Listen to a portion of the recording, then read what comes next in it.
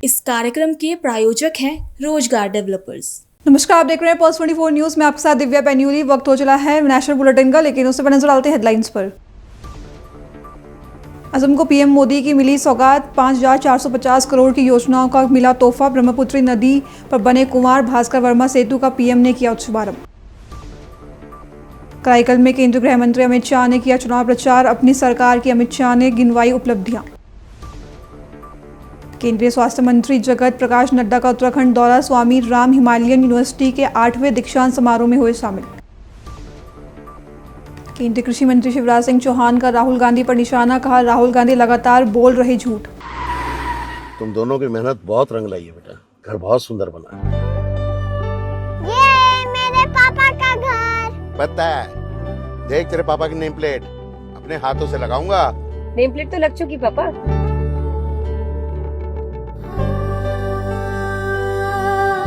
असल मेहनत तो आपने किया पापा, मुझे इस काबिल बनाने के लिए। वो जिंदगी भर किराए के मकान में रहे, लेकिन आज ये घर मेरा नहीं, ये है मेरे पापा का घर।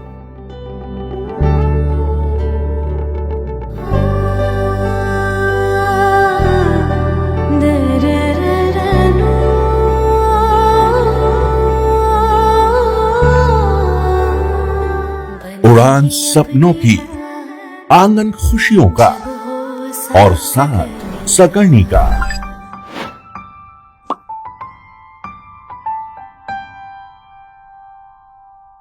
साठ वर्षों से आपके साथ मनोरंजन और संस्कार का संगम, जाह्नवी मैगजीन। आइए अब देखते हैं खबरें विस्तार से। असम को बड़ी सौगात देते हुए प्रधानमंत्री नरेंद्र मोदी ने ब्रह्मपुत्र नदी पर बने कुमार भास्कर वर्मा सेतु का उद्घाटन किया। उन्होंने लाचित घाट पर 5,450 करोड़ रुपए से ज्यादा की लागत वाली कई परियोजनाओं का शुभारंभ भी किया, जिसके बाद पीएम मोदी ने जनसभा को संबोधित करते हुए कांग्रेस पर निशाना साधा। पीएम मोदी ने कहा कि कांग्रेस सरकार के समय असम को कैसे पाई पाई के लिए तरसा रखा जाता था। कांग्रेस के समय असम को टैक्स के हिस्से से रूप में सिर्फ 10,000 करोड़ रुपए मिलते थे। अब बीजेपी सरकार में असम को कांग्रेस सरकार के मुकाबले 5 गुना ज्यादा रुपए मिल रहे हैं। अगर मैं पिछले 11 वर्षों की बात करूं तो असम को तमाम विकास परियोजनाओं के लिए केंद्र सरकार से 5.5 लाख करोड़ रुपए से अधिक मिले हैं। कांग्रेस सरकार के समय असम को कैसे पाई पाई के लिए तरस कर रखा जाता था, और वो आपको तो भली भांति याद होगा। कांग्रेस के समय असम को टैक्स के हिस्से के रूप में सिर्फ 10,000 करोड़ रुपया मिलते थे। अब भाजपा सरकार में असम को कांग्रेस सरकार के मुकाबले 5 गुना ज्यादा रुपये मिल रहे हैं। अगर मैं पिछले 11 वर्ष की बात करूं तो असम को तमाम विकास परियोजनाओं के लिए केंद्र सरकार से 5.5 लाख करोड़ रुपए से अधिक मिले हैं। ये आंकड़ा आपको याद रहेगा। मैं जो आंकड़ा पुडुचेरी के कराईकल में केंद्रीय गृह मंत्री अमित शाह बीजेपी के चुनाव प्रचार की जनसभा में शामिल हुए, जहां से अमित शाह ने अपने संबोधन के साथ चुनाव प्रचार की शुरुआत की। अमित शाह ने कहा कि इस विशाल सभा को करने के लिए हमारे 2 उद्देश्य हैं, जिसमें एक उद्देश्य है कि प्रधानमंत्री मोदी और रंगास्वामी के नेतृत्व में डबल इंजन ने जो काम किया है उसकी रिपोर्ट कार्ड आपके सभी सामने रखी जाए। 5 साल पहले पुडुचेरी की जनता ने प्रधानमंत्री मोदी और रंगास्वामी के नेतृत्व में एनडीए सरकार बनाई थी। इस सरकार ने 3 काम किए हैं, जिसमें भ्रष्टाचार को समाप्त करना, पुडुचेरी को एक यूनियन टेरिटरी बनाना और यहाँ राजनीतिक स्थिरता लाना शामिल है। பாரதத்தை விஸ்வ குருவாக உலகின் குருவாக ஆக்கும் கனவை அவர் கண்டார்। मैं सबसे पहले पांडिचेरी की इस महान भूमि को प्रणाम कर कर मेरी बात की शुरुआत करना चाहता हूं। இந்த மகத்தான புனிதமான புதுச்சேரி மண்ணிற்கு நான் தலைவணங்கி என்னுடைய உரையை நான் துவக்குகின்றேன்। मित्रों, सबसे पहले विश्व की सबसे पुरानी भाषाओं में से एक ऐसी तमिल भाषा में मैं आपसे बात नहीं कर पा रहा हूं, इसलिए आपसे क्षमा प्रार्थना करता हूं. உலகத்தின் மிகவும் தொன்மையான மொழியான தமிழ் மொழியிலே என்னாலே இங்கே உரையாற்ற முடியவில்லை என்பதற்காக உங்களிடம் மன்னிப்பு கேட்டுக்கொண்டு என்னுடைய உரையை நான் தொடர்கிறேன். आज ये विशाल सभा करने का दो उद्देश्य है, दो एम है. இந்த பரந்துபட்ட இந்த அவையிலே நான் வந்திருப்பதற்கு இரண்டு நோக்கங்கள் இருக்கின்றன.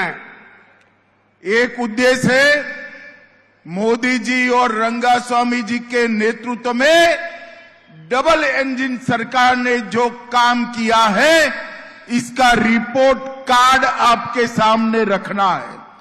முதல் நோக்கம் என்னவென்றால் நம்முடைய மாண்புமிகு பாரத பிரதமர் நரேந்திர மோடி அவர்கள் தலைமையிலும் இங்கே புதுச்சேரியின் முதலமைச்சர் ரங்கசாமி அவர்களுடைய தலைமையிலும் இத்தனை ஆண்டு காலம் என்ன நடந்திருக்கிறது என்பதற்கான பட்டியலை அறிக்கையை உங்கள் முன் சமர்ப்பிக்க நான் வந்திருக்கிறேன். मित्रों, और दूसरा उद्देश्य है कि यूपीए इंडिया अलायंस जो थिया शक्ति है उसको बेनकाब करना है, उसका पर्दाफाश करना है. இரண்டாவது நோக்கம் என்னவென்று சொன்னால் இந்த இண்டி கூட்டணி இருக்கிறதே இவர்களுடைய தீய நோக்கம் அந்த திரையை கிழித்தெறியும் நான் இங்கே வந்திருக்கிறேன். 5 साल पहले पांडिचेरी की जनता ने यहां मोदी जी के और रंगास्वामी जी के नेतृत्व में एक एनडीए सरकार बनाई. 5 ஆண்டுகள் முன்பாக இந்த இடத்திலே புதுச்சேரி மக்கள் மோடிஜி மேலும் ரங்கசாமி அவர்களின் தலைமையின் கீழே இங்கே என்டிஏ அரசை அமைத்து அளித்தார்கள். और ये सरकार ने 3 काम किए हैं.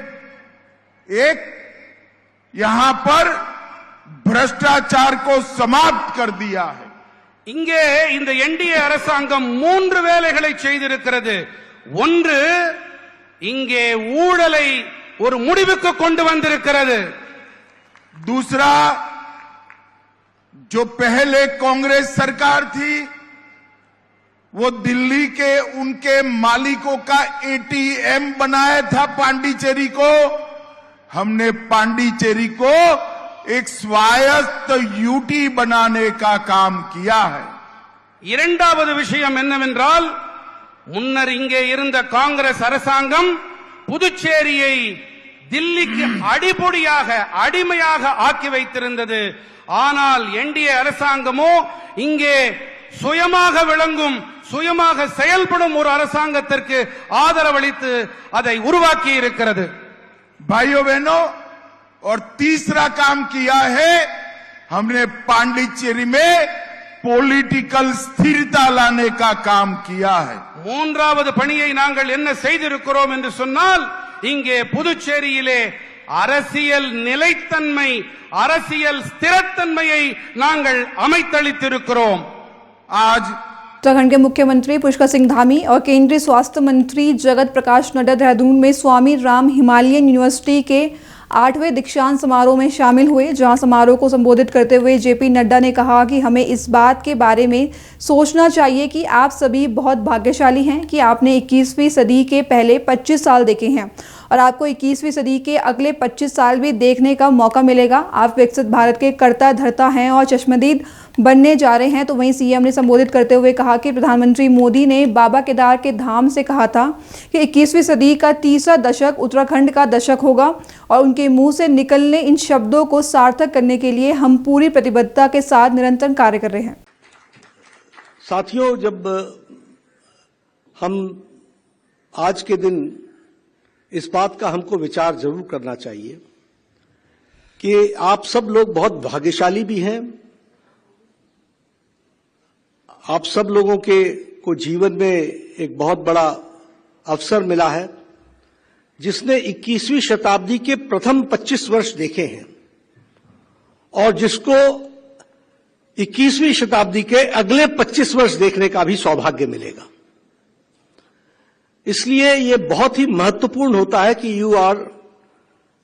जिसने अमृत काल का प्रथम 25 वर्ष देखा और वो अब अमृत काल में प्रवेश करके अगले 25 वर्ष में, यानी हम 100 साल की आजादी के पश्चात एक विकसित भारत में खड़े होने का हमको सौभाग्य मिलेगा और उसके कर्ता धर्ता भी और चश्मदीद गवाह आप रहने वाले हैं। इसके लिए मैं आपको विशेष करके बधाई देना चाहता हूं। और इसीलिए मैं ये चाहूंगा कि आप सब लोग पूरी ताकत के साथ अपने आने वाले वर्षों में जो आपने शिक्षा हासिल की है उस शिक्षा का पूरा उपयोग करते हुए मानवता के लिए पूरी ताकत से लगें, ऐसा मैं आपसे निवेदन भी करता हूं और आशा भी रखता हूं कि आप इसको पूरा करेंगे।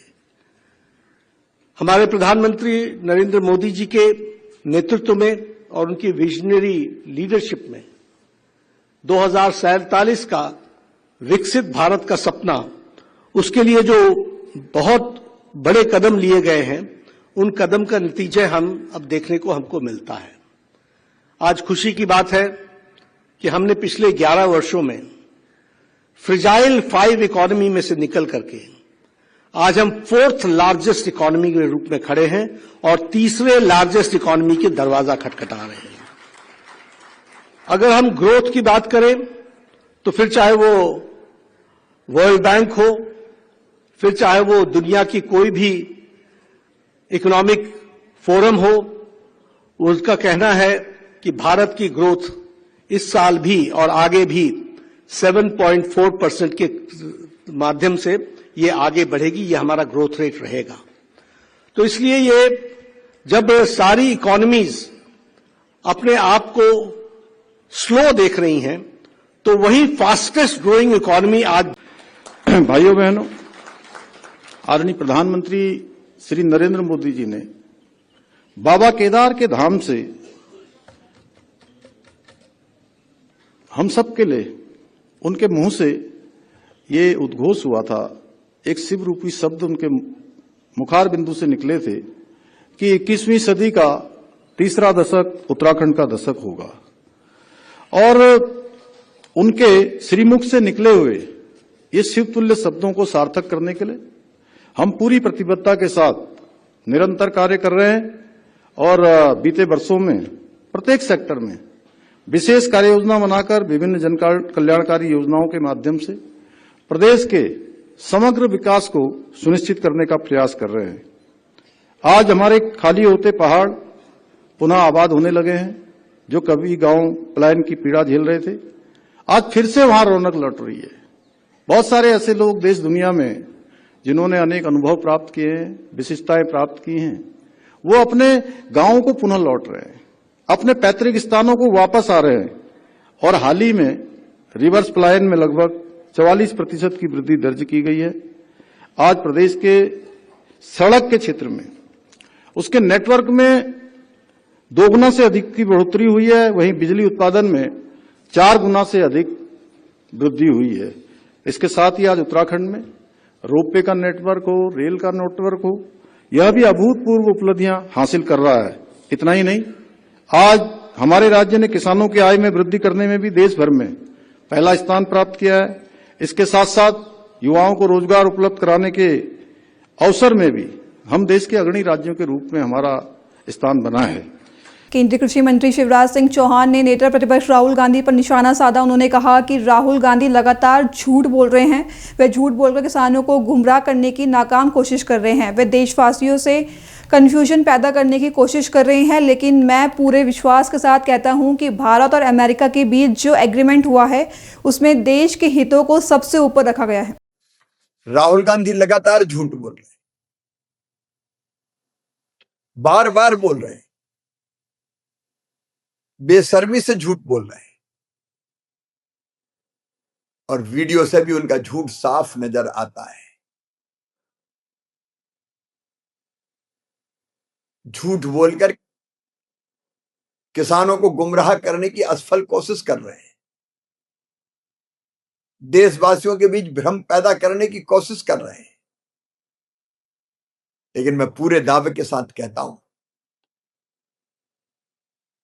भारत और अमेरिका के बीच जो समझौता हुआ है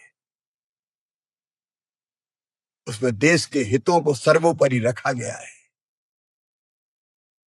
हमारे एमएसएमई, हमारे स्टार्टअप्स, हमारे किसान, हमारे कारीगर, हमारे मछुआरे, सबके हितों की पूरी तरह से रक्षा की गई है। राहुल गांधी बार बार सेब की बात कर रहे हैं।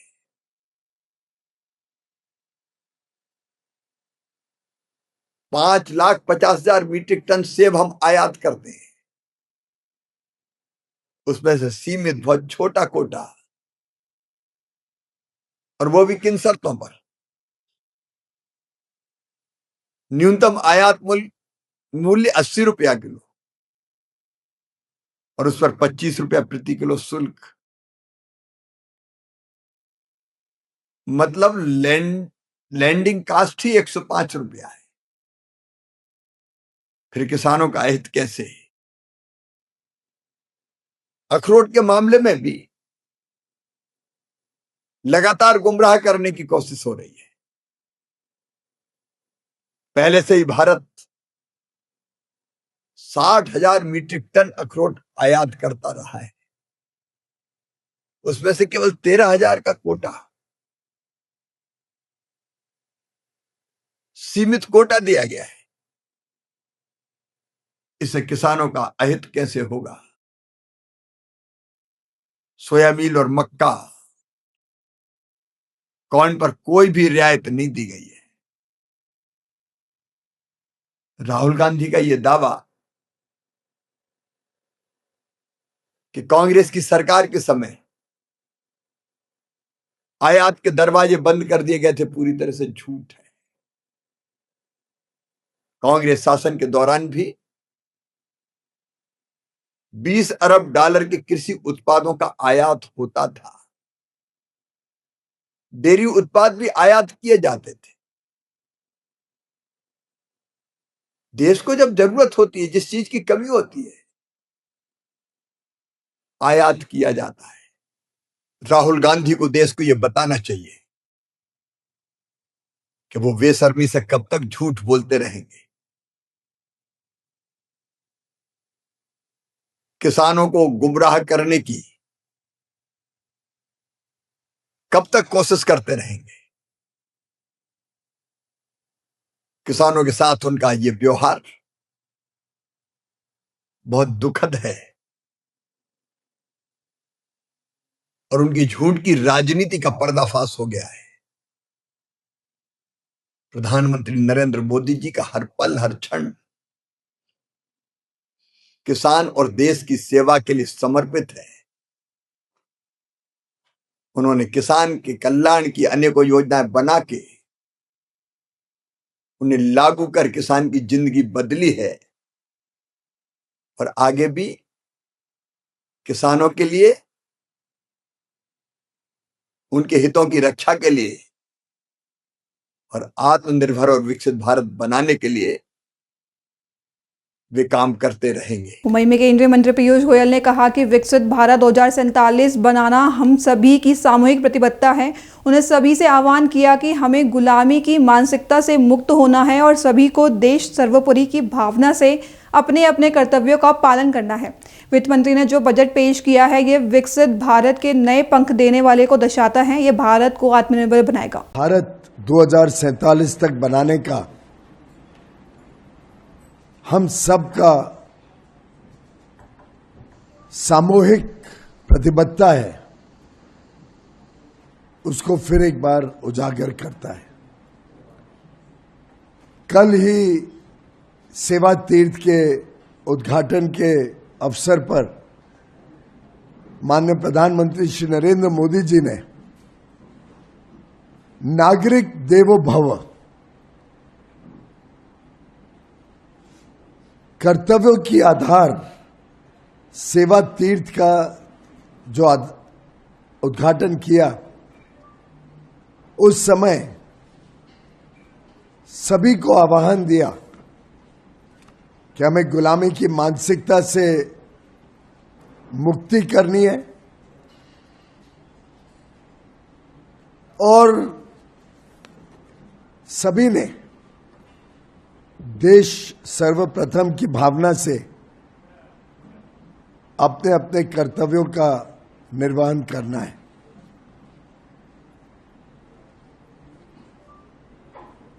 प्रधानमंत्री जी ने एक वाक्य कहा था, कर्तव्य समता है, कर्तव्य ममता है, कर्तव्य सार्वभौमिक है, कर्तव्य सर्वस्पर्शी है।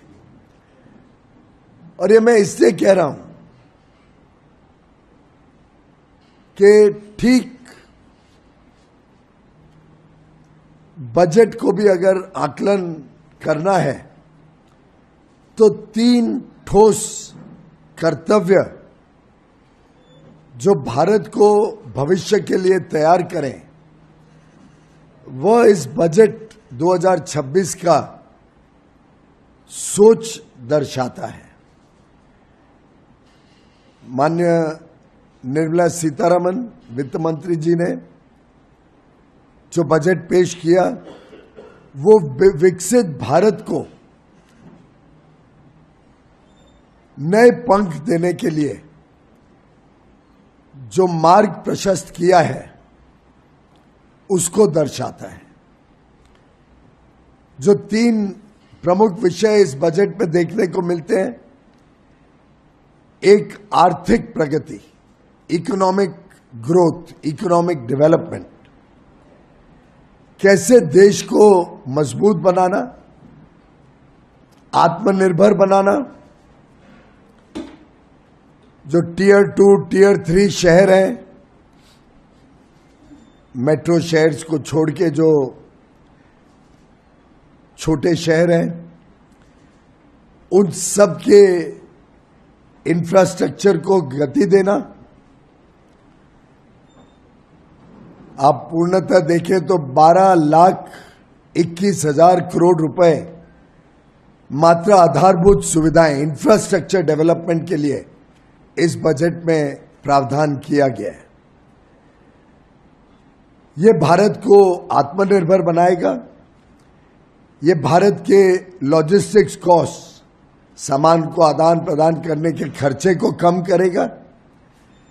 इसका जो मल्टीप्लायर इफेक्ट है, हर 1 रुपया जो इंफ्रास्ट्रक्चर पे खर्च होता है, वो 3-3.5 गुना अर्थव्यवस्था को बल देता है। अभी के लिए बस इतना ही। खबरों के लिए बने रहे पल्स 24 न्यूज के साथ। अब तक के नमस्कार। तुम दोनों की मेहनत बहुत रंग लाई है बेटा, घर बहुत सुंदर बना है। ये मेरे पापा का घर। पता है, देख तेरे पापा की नेम प्लेट अपने हाथों से लगाऊंगा। नेम प्लेट तो लग चुकी पापा।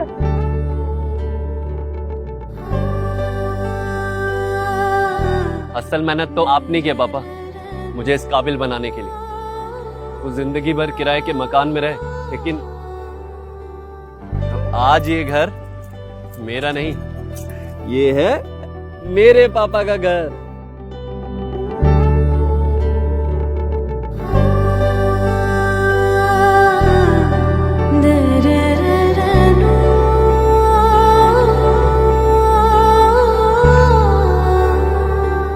उड़ान सपनों की, आंगन खुशियों का और साथ सकर्णी का।